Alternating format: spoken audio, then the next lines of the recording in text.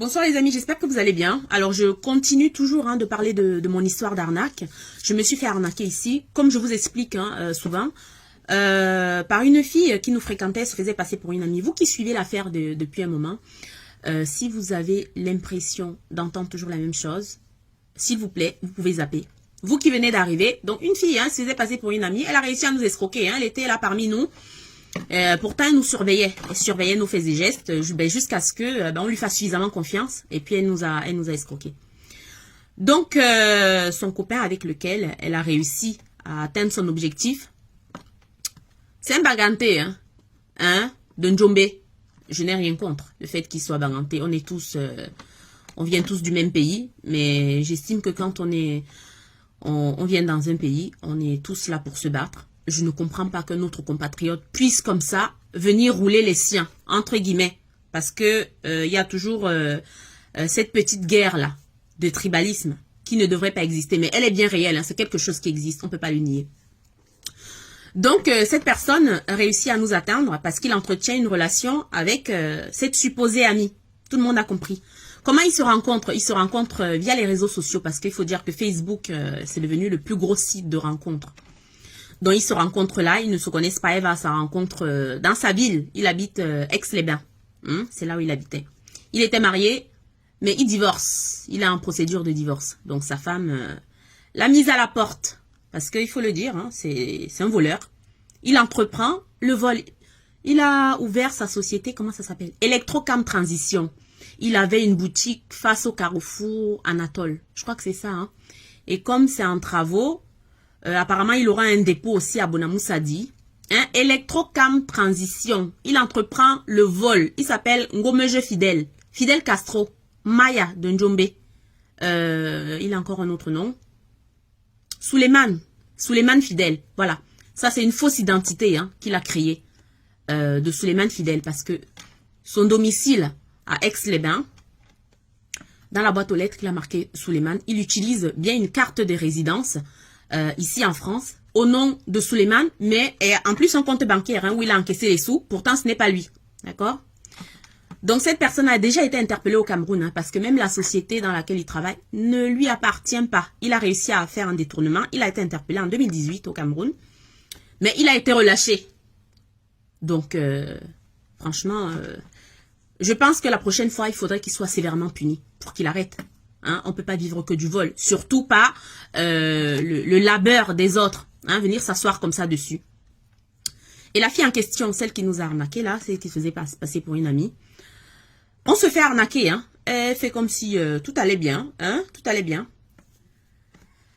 Parce que c'est pas son argent bien sûr, donc elle s'en fout royalement. Mais j'ai décidé de ne pas la laisser, de la marquer à la culotte, ainsi que son voleur.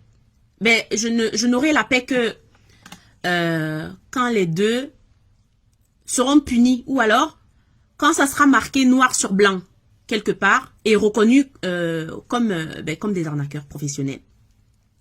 Donc elle rencontre le monsieur sur les réseaux sociaux. Elle va au premier rendez-vous à Aix-les-Bains. Elle arrive, comme elle raconte, le monsieur ne lui paye même pas un verre. Parce que le baganté là, je dis de Njombe, c'est un radin. Même avec les femmes, il est radin. Donc le jour où vous le croisez, je vais mettre le lien qui vous mène sur une vidéo de lui pour que vous le reconnaissiez. Donc, le gars ne lui paye même pas à boire, même pas la boisson. Elle fait le trajet, il invite dans un resto boire un verre. C'est elle qui paye encore le gars, le verre du gars, elle lui paye. Le gars finit avec elle. Même pas. Dans la ville ici, pour aller à Aix-les-Bains, il faut 4 heures. 4 heures de route. Tu mets le plein dans ta voiture, ça te coûte environ 60 €. Imagine alors aller-retour.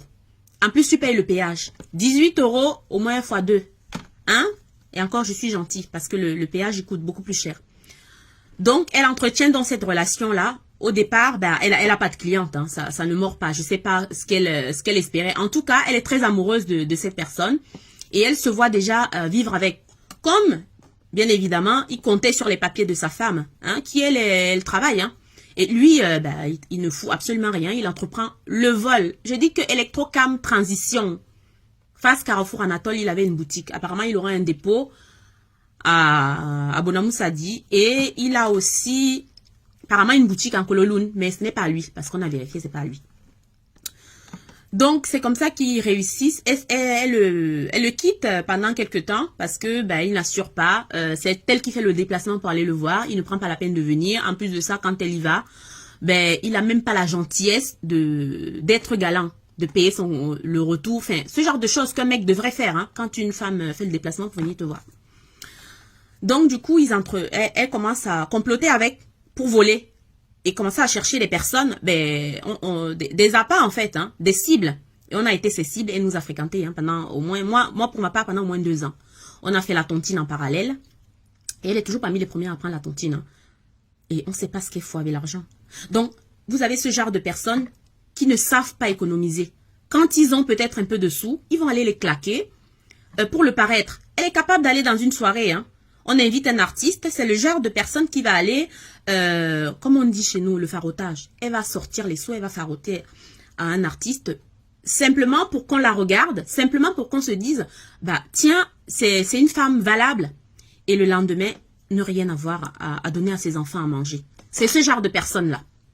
Mais bon, qui suis-je moi pour juger? Elle fait de son argent ce qu'elle veut, n'est-ce pas? Tant que elle ne vient pas toucher à mon portefeuille, pour moi, je m'en fous, hein. Donc, toujours est-il que elle réussit à nous convaincre. Hein? On met énormément d'argent. Elle part même au Cameroun. Et ce mec en question, là, je vais revenir ici sur lui. Le Baganté, là, il épouse une... Regardez comment la vie est faite. Hein? Là, tu ne peux pas faire de mal aux gens et récolter du bien. Tu ne peux pas. Ça te poursuit. Donc, ce mec, au Cameroun... Il épouse une fille Bassa.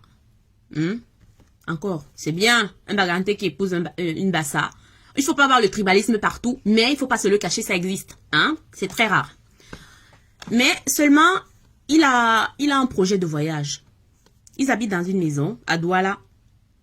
Ils ont acheté la maison, tous les deux. Il a un projet de voyage, il vend la maison. Hein. Sa femme à l'intérieur, elle ne sait pas qu'il a déjà vendu la maison. Il encaisse les sous.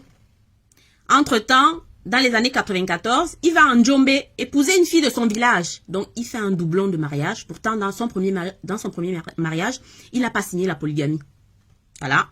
Donc, là, déjà, il y a un problème. Il va à la maison. Sa femme dans la maison ne sait pas qu'il a vendu la maison. Il a un projet de voyage. Il épouse une autre fille de son village en Djombe en 94. Et ça fait des problèmes. Donc, quand le gars prend l'argent pour partir en voyage, il transite, il vient en Belgique, oui, il arrive en Belgique, et sa femme a donc des problèmes puisqu'elle se retrouve à la rue. Hein. Un matin comme ça, imaginez, quelqu'un se pointe chez vous avec les papiers en disant, la maison m'appartient, voilà, vous n'êtes au courant de rien. Donc, ça fait un micmac dans les tribunaux là-bas, mais la dame se retrouve dehors. En plus de ça, elle a un enfant, ils ont un enfant ensemble. Donc, il part en Belgique, il migre vers le Pays-Bas, et aux Pays-Bas, forcément, il est sans papier, il n'a pas de papier, hein. Il vit comme ça. Au bonheur, la chance, il vit comme ça. Et puis, en 2003, on l'attrape. Aux Pays-Bas, on l'attrape. Voilà. On t'attrape, tu n'as pas de papier. Qu'est-ce qu'on fait? On t'expulse, on te met dans l'avion à 6 h du matin. Mais avant de te mettre dans l'avion, ils te font des examens pour voir. Ils te font consulter un médecin pour voir si tu as des problèmes de santé. Hein? Et qu'est-ce qu'on découvre là-bas? On découvre que le monsieur est atteint du VIH. Il a le VIH. Et puis, ils disent, parce qu'il y a un article qui a publié ça. J'ai dit que l'article est... Je l'ai imprimé. Il est là. Je vous ai même déjà lu ça dans une des vidéos ici. Là. L'article aux Pays-Bas dit que le monsieur a atteint du VIH en 2003, qu'il prenait la drogue, et que... qu'est-ce qui était marqué? Et qu'il est impératif qu'il se soigne. Mais sauf que... entre plusieurs expertises, ils ne sont pas d'accord, ils ne s'entendent pas, les résultats mettent un peu de temps à arriver dans plusieurs centres médicaux parce qu'apparemment il a été examiné dans au moins 2 centres médicaux. Donc, ils ne sont pas d'accord, on le met dans l'avion, il part, on l'expulse au Cameroun. Il arrive donc au Cameroun, qu'est-ce qu'il fait? Il récupère la femme qu'il avait épousée en Djombe. Oui, il décide de lui faire un enfant tout de suite. Je ne sais pas si cette dame était au courant de l'état de santé de son mari. Hein. Donc, imaginez un bengueter qui rentre comme ça du pays. Tu te dis que, ah, ton mari est rentré du pays, ça fait longtemps et tout, vous êtes dans la joie. Donc, je doute fort qu'il ait dit à sa femme il avait des problèmes de santé à ce moment-là. En tout cas, ils ont un enfant. Cet enfant a 15 ans aujourd'hui. Il réussit par le biais, je ne sais pas de quel biais, il arrive en France. Il fait un regroupement familial. Il fait venir cette femme de Njombe. Et celle, la Bassa qu'il a épousée avant, il lui avait fait la misère. Hein? La nana s'est même retrouvée à la rue, je vous ai dit tout à l'heure. Donc, il fait venir donc la fille qu'il a épousée dans son village là. Elle arrive. Ils ont un autre enfant, un deuxième enfant. Mais le vol fait que il continue dans le vol et les faux papiers, les trafics en tout genre. Donc, sa femme demande le divorce. Quand il nous rencontre, il rencontre donc cette amie-là, que j'appelle toujours l'autoroute ici, hein, parce que elle, c'est un vrai garage à... Hein? Il la rencontre, il lui dit que sa femme, que c'est lui qui a demandé le divorce. Hein? Il dit qu'il a demandé le divorce à sa femme parce que sa femme est aide-soignante et que comme elle est aide-soignante qui sont à la frontière suisse, elle a rencontré un vieux Suisse, un vieux blanc suisse et qu'elle veut s'asseoir sur la fortune de ce vieil homme. Mais sauf que les enfants de ce vieil homme n'ont pas accepté et ne veulent pas de cette femme. C'est ce qu'il nous raconte. Hein. En tout cas, c'est ce qu'il lui raconte pour la mettre dans sa poche. Hein? Mais sa femme demande le divorce. Et il sabote la fille. Hein, parce qu'il dit que la fille, c'est une prostituée. Que la fille, elle couche avec des vieux pour les sous. Qu'elle veut trouver un Suisse qui a énormément de sous. Donc, il la sabote partout. C'est ce qui... Même moi, je suis allée chez lui là-bas. C'est la même version qu'il a tenue par rapport à son épouse. Donc, cette personne...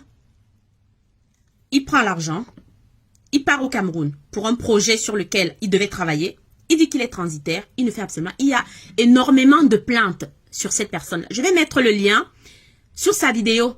Vous voyez que tu ne peux pas être comme ça, en train de chercher ta vie. Et ces personnes-là ne font jamais rien de leur vie. Ils finissent toujours, ils tournent en rond. Ils reviennent toujours à la case départ. Castro, toi, c'est ce qui t'arrive. Donc, je vous ai dit que je ne vais pas vous lâcher. Mon argent que tu as, comme on vous a dit que l'argent est facile à trouver là.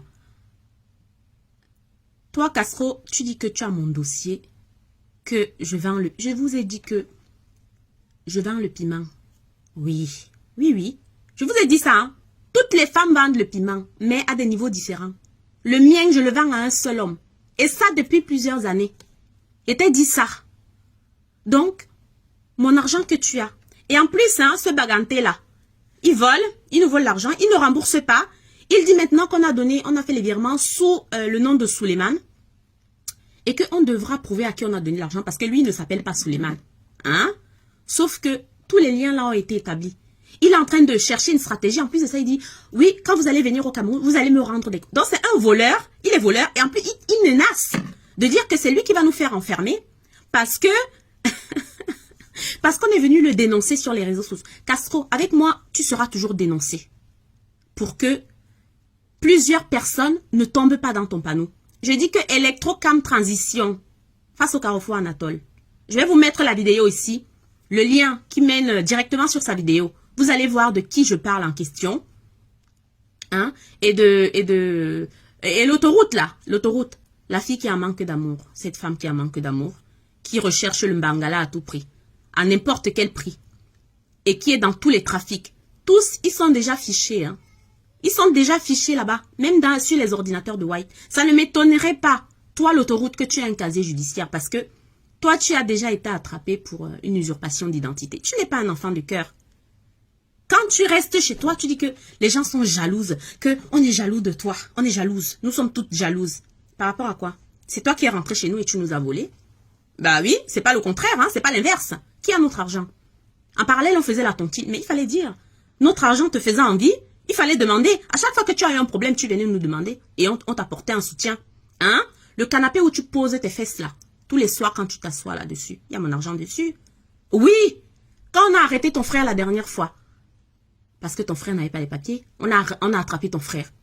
Il est parti, tu es parti le cacher en Belgique. Tu es venu chercher l'argent. Combien on t'a donné? On t'a donné 100 €, 50 €, 200. On est monté un peu plus haut. Et on n'est pas parti faire des crédits ni quoi que ce soit. Hein.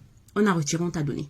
Chaque fois que tu as eu besoin, tu es venu vers nous et on t'a toujours aidé. Donc tu n'as rien, tu es zéro. Zéro. Et nous autres, on travaille. On cumule plusieurs employeurs. On travaille pour avoir cet argent-là. Hein? Et tu viens, tu dis qu'on est jalouse de toi. Par rapport à quoi? Tu es zéro, tu n'as rien, tu fais pitié. Ce que tu inspires, c'est la pitié. Quand on te regarde, tu viens chez nous. C'est la pitié que tu inspires. C'est pour ça qu'on te vient en aide. Et parce qu'on se dit qu'entre nous, les Camerounais, on devrait être solidaires. Entre nos compatriotes. Mais non, la solidarité n'existe pas. Donc moi, je vous ai dit qu'avec moi, vous n'aurez pas la paix. Toi, l'autoroute, tu n'auras pas la paix. Mais je vais revenir ici sur toi, sur cette histoire de jalousie, parce que tu parles de ça partout dans la ville, que oh, on est jalouse de toi. J'ai dit que tu es zéro. Zéro. On te voit là, on pense que tu es quelqu'un. Tu es zéro. Regarde ta vie. Tu es toujours au point de départ. Hein? Comme quand tu étais arrivé en bain. Oui. Donc, je vais revenir sur ta jalousie ici, là. Donc, tu devrais la boucler. Je t'ai dit que boucle-la. Nous sommes dans nos foyers. Et bien installés. C'est ça. En 2 ans que tu m'as fréquenté là. 2 ans. Tu as vu que j'ai tergiversé là avec les hommes. Ça ne manque pas. Mais j'ai dit que c'est seulement lui. J'ai décidé comme ça. Ça sera lui. Donc, toi Castro, cache-toi bien. Cache-toi là où tu es. Mais vraiment, ne sors pas de ta cachette. Mais la moindre erreur que tu vas faire, comme tu es là en train de nous menacer, la moindre erreur, le jour où tu vas sortir de ta cachette. Allez, bonne soirée les amis.